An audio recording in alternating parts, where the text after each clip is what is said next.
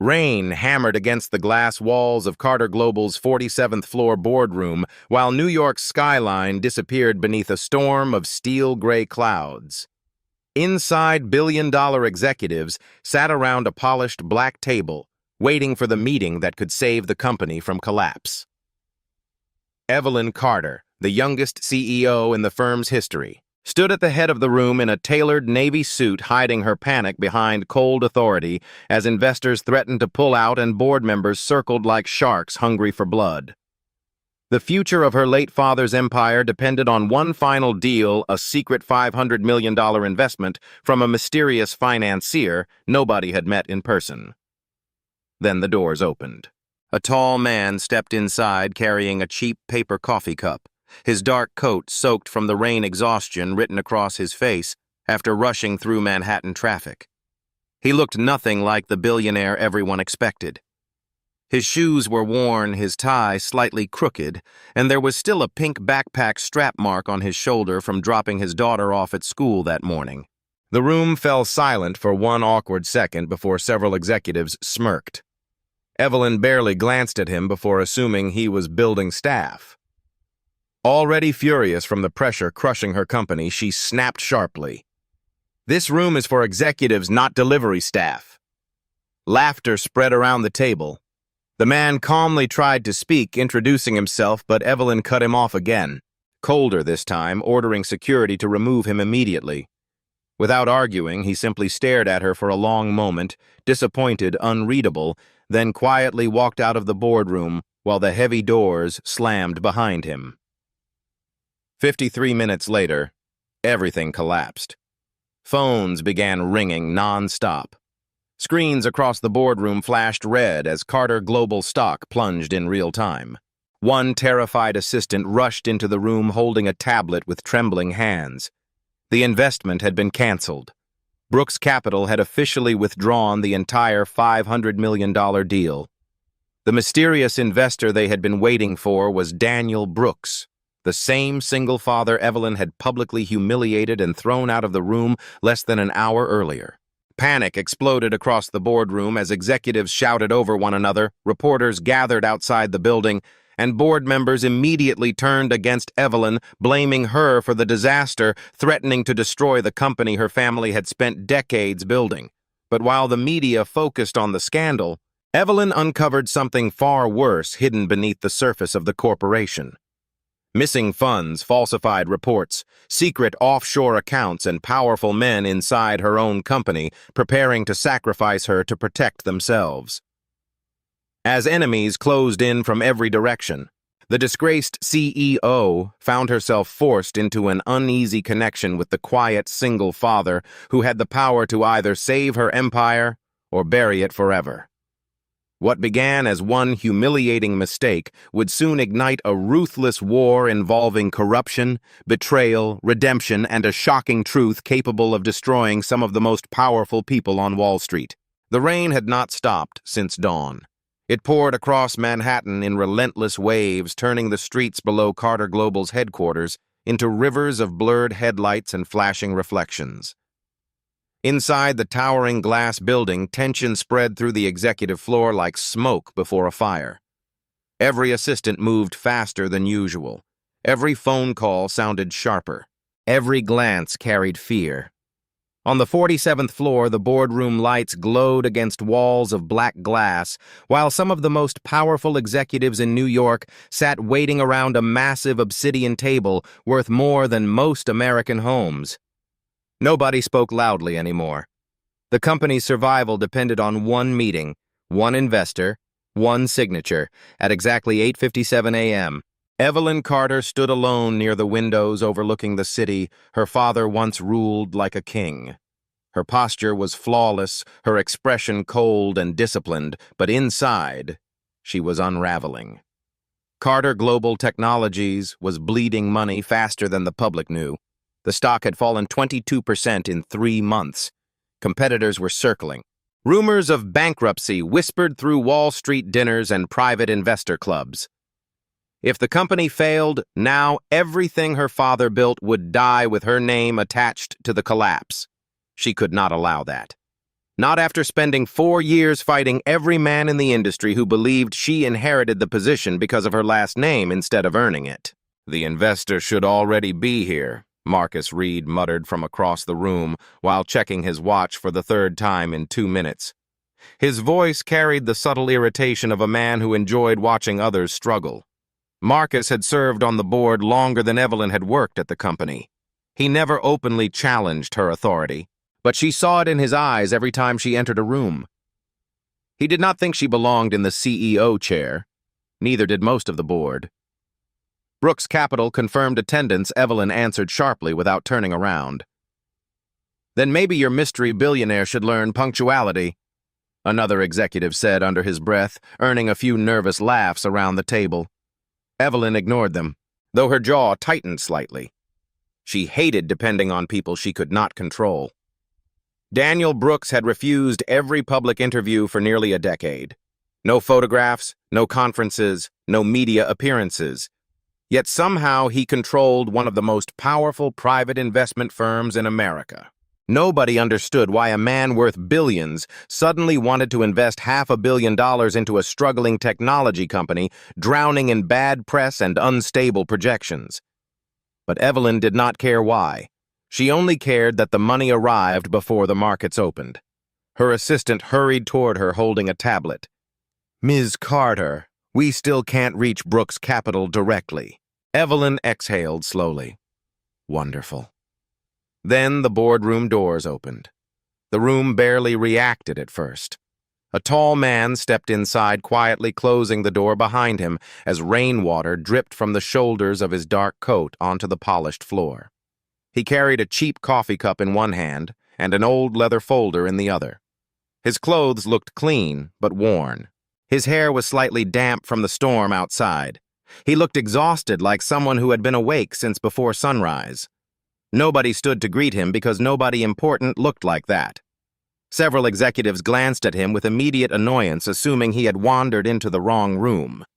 One woman near the far end of the table frowned openly at the sight of his wet shoes. Evelyn barely looked up from the financial reports in front of her before speaking. "Catering enters through the West Hall." The man stopped walking. For one brief second, silence settled across the room. "I'm sorry," he asked calmly. Evelyn finally lifted her eyes toward him, irritation already building. "This meeting is private." Her voice sharpened. "Whatever delivery you're making can wait outside." A few executives chuckled quietly. The man remained still. "My name is Daniel Brooks." Several people exchanged confused looks. Evelyn's expression did not change. "And I'm supposed to believe Brooks Capital sends its founder carrying coffee in the rain." More laughter spread around the table, now louder this time. Someone whispered, "Maybe he's doing a social experiment." Marcus leaned back in his chair, amused. Daniel did not react to the mockery. He simply looked at Evelyn with calm, unreadable eyes. "I had difficulty finding parking this morning," he said quietly. "My daughter missed her school bus." Evelyn crossed her arms. "That's unfortunate, but this room is occupied." Daniel nodded once, almost disappointed rather than angry. "I understand." He took a step toward the table and slid a black business card across the polished surface. It stopped directly in front of Marcus Reed. The older executive picked it up casually at first, but the color drained from his face almost instantly. The room went silent again. Marcus slowly looked up at Daniel. "Wait." Evelyn noticed the change immediately. "What is it?" Marcus turned the card toward her. Embossed in silver lettering were 3 words that seemed to suck the oxygen from the room. Daniel Brooks, founder and managing director, Brooks Capital Partners. Evelyn felt her stomach tighten. Every executive at the table froze. The assistant near the door nearly dropped her tablet. For the first time since entering the room, Daniel's gaze settled fully on Evelyn. There was no anger in his face. Somehow that made everything worse. "I believe we had a meeting scheduled," he said quietly. Nobody moved. Nobody spoke. Evelyn felt heat rising behind her composed expression. "Mr. Brooks?" She began carefully. There seems to have been a misunderstanding.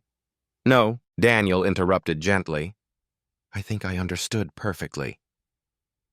The room became unbearably still.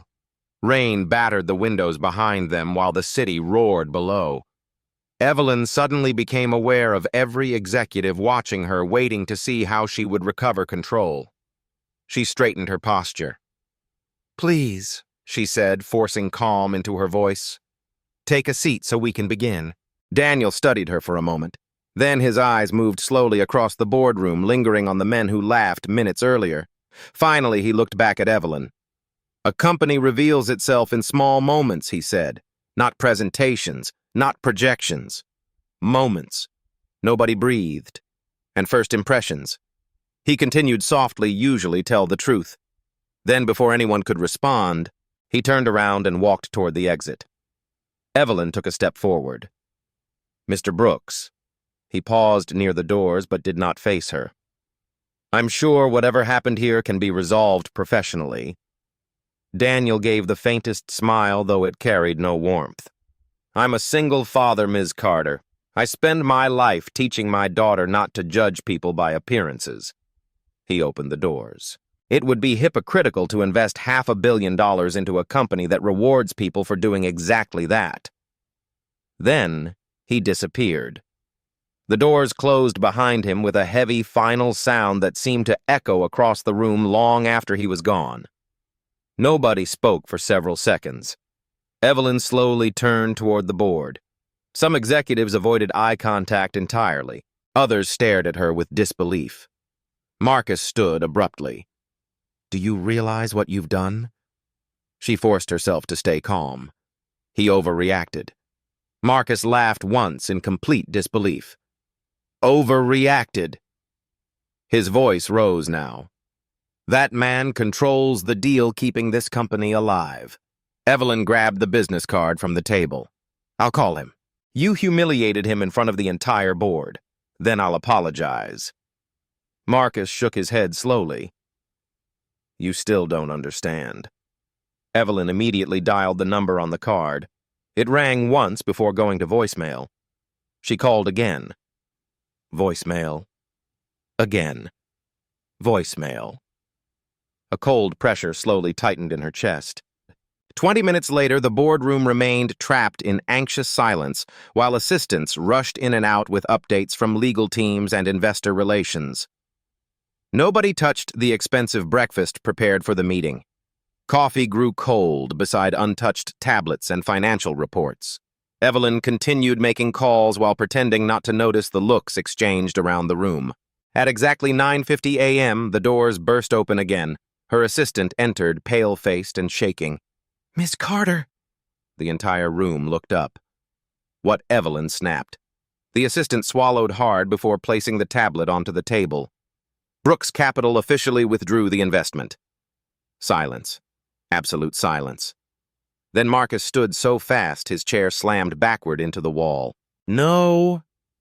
Evelyn grabbed the tablet. The statement was already spreading through financial media. Brooks Capital had terminated all negotiations with Carter Global, effective immediately due to concerns regarding executive leadership and organizational values. Evelyn's pulse dropped violently. The markets just opened, another executive whispered while staring at his phone. Jesus Christ. Everyone around the table began checking stock prices at once. Red numbers flooded every screen in the room. Carter Global stock was collapsing in real time. 7%, 10%, 14%. Financial news alerts exploded across social media.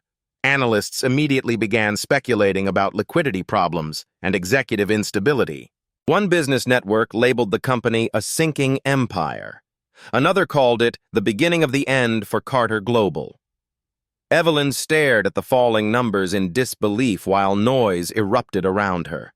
Executives began shouting over one another. Legal teams demanded emergency meetings. Investors started pulling calls. One board member stormed out entirely. Another openly blamed Evelyn to her face. You embarrassed a billionaire investor because his coat wasn't expensive enough. This is catastrophic. Do you understand how exposed we are now? Marcus turned toward the remaining board members, fury burning across his face. We warned her she wasn't ready to lead this company. Evelyn felt the words hit harder than she expected. She tried to speak, but Marcus continued relentlessly. Her father built this corporation over 40 years. 40 years. And she nearly destroyed it before lunchtime. The room no longer looked at her like a CEO. They looked at her like a liability, a mistake, an inexperienced child wearing her father's title. Evelyn stood frozen beside the table while the empire around her cracked apart piece by piece. Beyond the glass walls, rain continued crashing over Manhattan, swallowing the city beneath darkness, while Carter Global's stock kept falling lower and lower with every passing minute. By midnight, Carter Global no longer felt like the empire Evelyn Carter had spent her adult life protecting. The executive floor that once buzzed with confidence and controlled ambition now resembled a collapsing war room drowning in panic. Television screens mounted across the building flashed non-stop financial coverage, while analysts dissected her humiliation in real time. Headlines spread like wildfire across every business network in America. Young CEO destroys $500 million deal. Carter Global in freefall. Investors question leadership stability. Employees who used to lower their voices when she walked past now stopped talking altogether. Some looked away out of pity. Others stared openly as if watching a plane fall from the sky. Evelyn sat alone in her office overlooking Manhattan, replaying the moment Daniel Brooks walked out of the boardroom again and again until the memory became unbearable. She had spent years building armor around herself because weakness inside corporate America was fatal, especially for a woman leading a billion-dollar company inherited from a legendary father. But now, sitting in the dark with the city lights reflecting across the glass walls around her, she realized something that frightened her more than the stock collapse itself. Daniel Brooks had not looked angry when he left. He looked disappointed, as if he expected better from her. That expression haunted her far more than rage ever could. A soft knock interrupted the silence. Victor Hale entered without waiting for permission, carrying 2 glasses of whiskey. At 60 years old, the company's longtime CFO moved with the calm confidence of a man who had survived every financial storm imaginable. He had worked beside Evelyn's father for nearly 30 years and was one of the few executives she completely trusted. After her father died from a heart attack 4 years earlier, Victor became her mentor, protector, and closest advisor inside the company. "You need sleep," he said quietly while placing a glass near her desk. Evelyn ignored it. "How bad is it?" Victor loosened his tie slowly before answering. "Worse than the board knows." Her stomach tightened. Victor rarely admitted fear. "We lost another 11% after market close projections leaked." Evelyn rubbed her temples. "We can recover." Victor did not respond immediately, and that silence alone terrified her. "Victor." He finally looked at her. "If we don't stabilize investor confidence within 72 hours, the banks may trigger covenant reviews." Evelyn froze. "That's impossible. Not anymore." The room suddenly felt colder. Covenant reviews meant lenders believed the company might default on its debt obligations. If that happened publicly, Carter Global could collapse within weeks. Evelyn stood abruptly. "Then we find another investor." Victor's expression darkened. "No institutional investor will touch us after today. There has to be another option." There might have been before Brooks Capital walked away. He paused carefully. But Wall Street follows Daniel Brooks like religion. If he lost confidence in you, others will assume he discovered something dangerous. Evelyn stared at him. "What does that mean?" Victor looked away slightly. "It means perception becomes reality." After he left, Evelyn remained alone in the office long after midnight, unable to escape the feeling that something beneath the surface was deeply wrong. Daniel Brooks had not canceled the deal simply because she embarrassed him. Men at his level did not make half-billion-dollar decisions emotionally. Something else had pushed him away. Something bigger. The thought refused to leave her mind. Around 2:13 a.m., while reviewing internal financial reports for the third time, Evelyn noticed a discrepancy buried inside a quarterly projection file.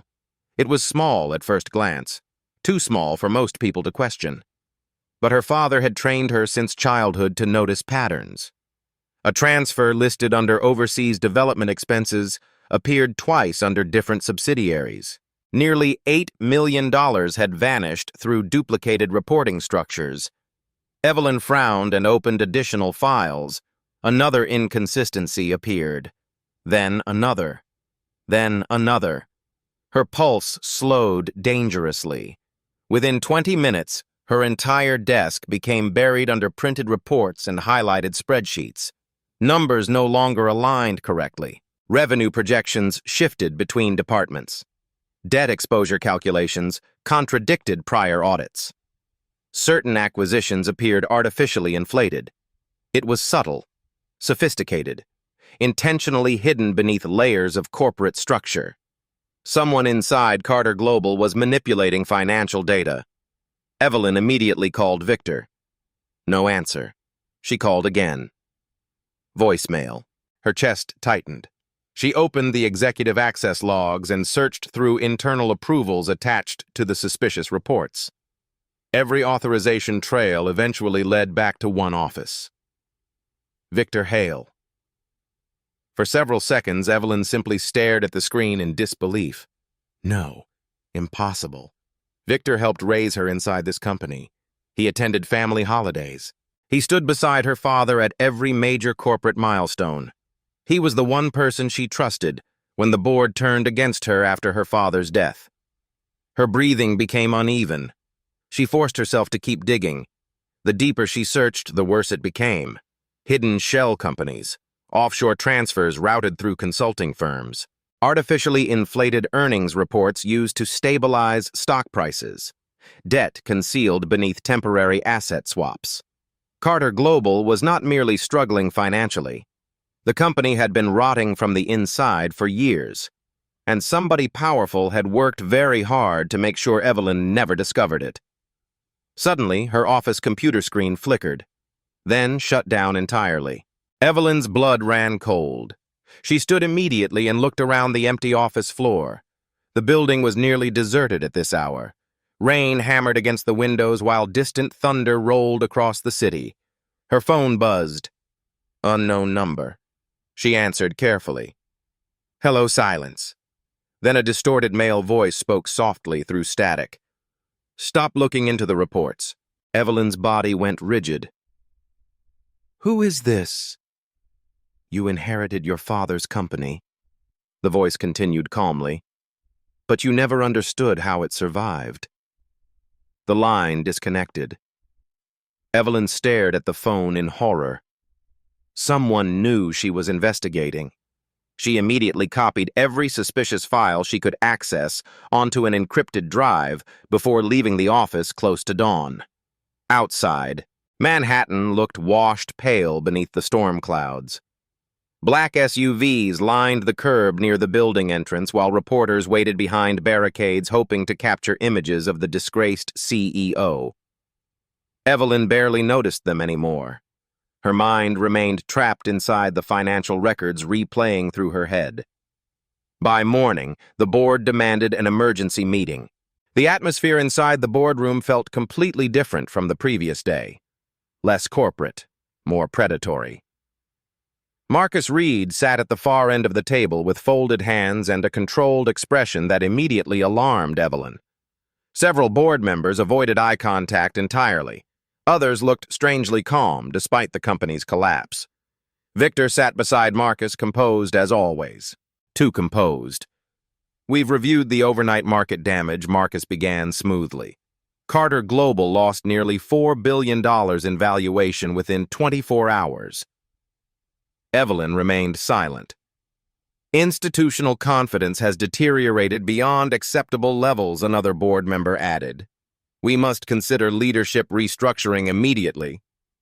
There it was. Evelyn felt the betrayal instantly. This meeting was not about saving the company. It was about removing her. Marcus slid a document across the table. The board recommends temporary suspension of executive authority pending crisis review. Evelyn looked down at the paper. CEO Authority Transfer Agreement. Her pulse spiked. You're trying to force me out. Marcus leaned back calmly. We're trying to save the company from further damage. Evelyn slowly lifted her eyes toward Victor. And you support this? Victor's expression remained unreadable. The board needs stability. The words hit harder than she expected. Stability, not loyalty, not truth. Stability. For the first time since her father died, Evelyn realized she might be completely alone inside the company bearing her family's name. She pushed the document away. No. Marcus sighed dramatically. Evelyn, no. Her voice sharpened now. I built recovery strategies while all of you panicked over headlines. You destroyed the Brooks deal. And someone inside this company destroyed far more than that. The room became still. Victor's eyes narrowed almost invisibly. Marcus tilted his head carefully. What exactly are you implying? Evelyn stood slowly. I'm implying our financial reports have been manipulated for years. Silence exploded across the room. One board member immediately looked toward Victor before catching himself. Evelyn noticed. So did Marcus. Those are serious accusations, Marcus said quietly. They're facts. Victor finally spoke calm as ever. Evelyn, you're under enormous stress. She turned toward him sharply. I found duplicated transfer structures tied to offshore accounts. Victor did not blink. Then you misunderstood the accounting strategy. $8 million disappeared through shell subsidiaries. International tax positioning. Quarterly revenue projections were falsified. Victor folded his hands together. You are not a forensic accountant. Evelyn stared at him in disbelief. He sounded almost rehearsed. Marcus leaned forward. This is exactly why the board believes temporary leadership reassignment is necessary. Suddenly, Evelyn understood. They were not surprised because they already knew. Every calm expression around the table suddenly transformed into something terrifying. Complicity. They had been protecting this system long before she discovered it. Her father's empire was surrounded by vultures wearing executive titles. How long, she asked quietly. Nobody answered. Evelyn's voice rose. How long has this been happening? Victor finally met her eyes directly. Long enough to keep Carter Global alive. The room fell silent again. Evelyn felt physically sick. You stole from the company. Victor's expression hardened for the first time. I saved the company by committing fraud, by doing what your father was too weak to do near the end. The words hit like a gunshot. Evelyn froze completely. Watch your mouth. Victor stood slowly now, his calm mask beginning to crack. Your father lost control before he died. Debt was crushing us. Investors were fleeing. We adjusted numbers because survival required it. You manipulated the market. We protected thousands of jobs. You betrayed my family. Victor's face darkened. Your family would already be bankrupt without me. The room felt suddenly dangerous. Marcus stepped between them verbally before the confrontation escalated further. Enough. He looked directly at Evelyn. The board will proceed with emergency voting procedures this afternoon. Evelyn stared around the table at the men who helped destroy her father's company while pretending to defend it. None of them looked ashamed. That terrified her more than anything else. As she walked out of the boardroom, she realized the humiliation from Daniel Brooks had only been the beginning. The real nightmare had been buried inside Carter Global all along, waiting beneath polished floors, billion-dollar smiles, and corporate speeches about loyalty. And now that she had uncovered it, the people responsible would do anything to stop her from exposing the truth. For the first time in her life, Evelyn Carter drove through New York without knowing where her future was headed. The city outside her windshield blurred beneath cold evening rain, while headlines about her failure continued flashing across giant digital billboards in Times Square. Analysts called her incompetent. Investors called her reckless. Social media called her the spoiled daughter who destroyed her father's empire in less than a day. But none of those voices hurt as much as the silence inside Carter Global. The silence of people who no longer believed in her. She had spent years trying to prove she deserved power, only to discover too late that power surrounded by corruption was nothing more than a beautiful prison. Her hands tightened around the steering wheel as she pulled into a quiet Brooklyn neighborhood far removed from Manhattan skyscrapers and billion-dollar offices. Daniel Brooks lived here, not in some guarded penthouse overlooking Central Park, not inside a private estate hidden behind steel gates. A simple brick townhouse stood beneath yellow streetlights while rainwater dripped from the porch roof. Children's bicycles rested near the steps. Warm light glowed through the windows. It looked painfully normal. Evelyn sat in the car for nearly 2 minutes trying to gather the courage to walk to the door. She had negotiated billion-dollar acquisitions without fear. She had spoken before investors twice her age without shaking. But this felt different. Personal, humiliating, necessary. Finally, she stepped into the rain and approached the house. Before she could knock, the door opened. Daniel stood there wearing a gray sweater and holding a dish towel over one shoulder, as if he had been cooking dinner moments earlier. For a second, neither of them spoke. The sound of rain filled the silence between them. "You found me," he said calmly. Evelyn swallowed her pride with difficulty. "I need your help." Daniel studied her face quietly, noticing the exhaustion beneath her carefully controlled expression. She no longer looked like the untouchable CEO from the boardroom. She looked human now. "That's a dangerous sentence for powerful people," he replied softly. "Most of them would rather lose everything than say it." Evelyn glanced downward briefly. "Maybe I already did." Daniel opened the door wider without another word. The warmth inside the house surprised her immediately. It smelled like pasta sauce and fresh bread. Family photographs covered the walls instead of expensive artwork. Toys were stacked neatly near the staircase. Somewhere upstairs, faint music played from another room. The entire place felt real in a way Evelyn suddenly realized her own luxury apartment never had. Daniel motioned toward the kitchen table. "Sit." Evelyn sat carefully while Daniel returned to the stove. The silence between them stretched uncomfortably until a little girl appeared halfway down the staircase, holding a stuffed rabbit. "Dad?" she asked sleepily before noticing Evelyn. Daniel's expression softened instantly. "Hey, Peanut, you should be asleep." The little girl rubbed her eyes. "Who's that?" Daniel glanced toward Evelyn. "A guest." Lily studied Evelyn for a moment with innocent curiosity before quietly walking into the kitchen. Evelyn noticed the faint surgical scar near the child's collarbone. Daniel saw her looking. "Heart surgery," he explained calmly. 2 years ago." Evelyn's chest tightened unexpectedly. Lily climbed onto a chair beside her father while Daniel fixed her a small plate of pasta. The gentleness in his movements stunned Evelyn more than anything she had learned about him online. This man controlled billions of dollars, yet he looked most comfortable making dinner for his daughter in a modest kitchen during a rainstorm.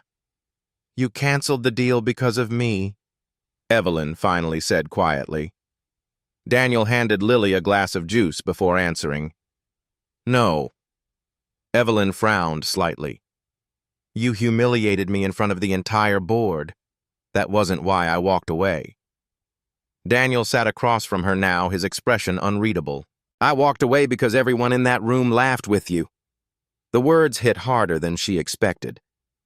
Daniel leaned back slightly. "Do you know why I came in person instead of sending attorneys?" Evelyn shook her head. "Because numbers lie." He looked directly at her. "People don't. Not in the first 5 seconds." The kitchen fell quiet except for rain tapping softly against the windows. "When I entered that boardroom," Daniel continued, "nobody saw a potential partner. They saw a man they believed was beneath them." Evelyn lowered her eyes. You think that means the company is rotten? I think culture always reveals leadership. Daniel's voice remained calm, never cruel. Employees learn behavior from the people at the top. Arrogance spreads faster than honesty. Lily quietly excused herself and headed back upstairs after hugging her father goodnight. Daniel watched until she disappeared before speaking again. So why are you really here? Evelyn hesitated. Part of her still wanted to protect herself, to hide weakness behind corporate language and polished confidence. But something about this house made pretending feel impossible. I found financial fraud inside Carter Global, she admitted quietly. Daniel did not react visibly. How bad? Worse than I imagined. She explained everything: the manipulated reports, the offshore accounts, the hidden debt structures, Victor Hale's involvement, Marcus Reed pushing to remove her before she could expose the truth. Daniel listened without interrupting once. By the time she finished, her voice sounded exhausted even to herself, and now she said finally, I don't know who inside the company I can trust anymore. Daniel folded his hands together slowly. Good. Evelyn blinked. Good trust should never be automatic. His eyes remained steady on hers, especially in rooms filled with money. She stared at him in frustration. You make everything sound simple. No, Daniel answered quietly. I make it sound honest. The room fell silent again. Then Daniel stood and walked toward a shelf near the kitchen wall. He returned holding an old photograph inside a frame. A smiling woman stood beside a younger version of him on a beach somewhere bright and warm. My wife, he said. Evelyn noticed the grief that still lived behind his eyes even after all these years. She died because a pharmaceutical company hid safety reports to protect stock prices. Evelyn remained still. They knew people could die, Daniel continued calmly. But the executives decided lawsuits would cost less than transparency. His jaw tightened slightly. After she died, I spent years studying corporations from the inside. Not balance sheets, leadership, character, ethics under pressure. He looked directly at Evelyn. That's why I came to Carter Global personally. Your company's numbers already felt wrong. Evelyn slowly understood. You were testing me. I was observing you. Daniel sat again. And in that boardroom you failed. The truth stung because she knew he was right. Then why even talk to me now? She asked quietly. Daniel's expression softened slightly. Because people reveal who they truly are after failure. Evelyn looked away, emotion tightening painfully inside her chest. I thought leadership meant never appearing weak, she admitted. My father spent his whole life building power. Everyone expected me to protect it. Power isn't leadership. Daniel's voice remained calm but firm. Fear isn't leadership either. Evelyn laughed bitterly under her breath. Easy to say when you're not fighting an entire board trying to destroy you. Daniel leaned forward slightly. Do you know what real leaders do? She remained silent. They take responsibility before demanding loyalty. The words settled heavily between them. For the first time since her father died, Evelyn realized how much of her life had been spent performing strength instead of earning respect. Daniel studied her carefully for another long moment before finally speaking again. If you expose Victor and the board publicly, they'll come after you hard. I know. They'll try to destroy your reputation first. They already are. Then stop defending your image. Evelyn frowned slightly. What does that mean? Daniel's eyes sharpened. You're still acting like your goal is to survive embarrassment. It isn't. Your goal is to tell the truth before corrupt people bury it permanently. The sentence hit her harder than any boardroom attack. Because deep down she knew he was right. She had been fighting to save her position, not the company itself. Daniel stood and walked toward the kitchen window overlooking the rain-soaked street outside. Your father once gave a speech at Columbia Business School, he said quietly. Evelyn looked up in surprise. You knew my father briefly. Daniel kept his eyes on the rain. He said something interesting. He turned toward her slowly. A company dies the moment its leaders fear truth more than failure. Evelyn felt emotion rise unexpectedly inside her throat. She remembered that speech. She had attended it at 17 years old, sitting proudly in the front row while her father spoke about integrity like it was sacred. Somewhere along the way, Carter Global had forgotten those values. Maybe she had too. Daniel walked back toward the table and placed a small flash drive in front of her. What's this information? Evelyn stared at him cautiously. About Victor. About everyone connected to him. Her eyes widened slightly. Daniel remained calm. You weren't the only person investigating Carter Global. Evelyn looked at him in disbelief. You already knew. Enough to be concerned. Then why not expose them yourself? Daniel's answer came quietly. Because it's your company. The weight of that sentence settled deeply inside her. Not accusation. Responsibility. Daniel moved toward the front door and opened it for her. Rain still poured outside beneath the dark Brooklyn sky. Evelyn stood slowly, gripping the flash drive tightly in her hand. Why are you helping me after what I did? Daniel looked at her for a long moment before answering. Because humiliation reveals character faster than success. His voice softened slightly. And despite your mistakes, you came here alone instead of hiding behind lawyers and public relations teams. Evelyn felt her chest tighten unexpectedly. That doesn't erase what I did. No, Daniel agreed.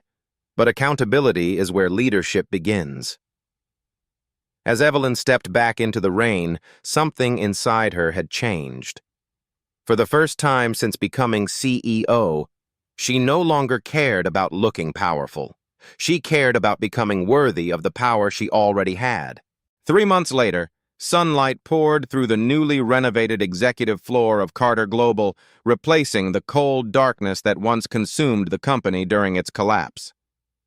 Victor Hale and Marcus Reed were facing federal fraud charges after Evelyn publicly exposed the corruption network hidden inside the corporation for years, and for the first time since her father's death. The company no longer felt like a battlefield built on fear and deception. Employees who once walked the halls in silence now spoke openly again, and the words integrity and transparency were no longer empty slogans framed on conference room walls.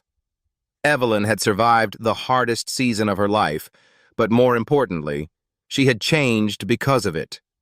She no longer measured people by titles, appearances, or power. She listened more than she spoke. She walked through departments learning employees' names.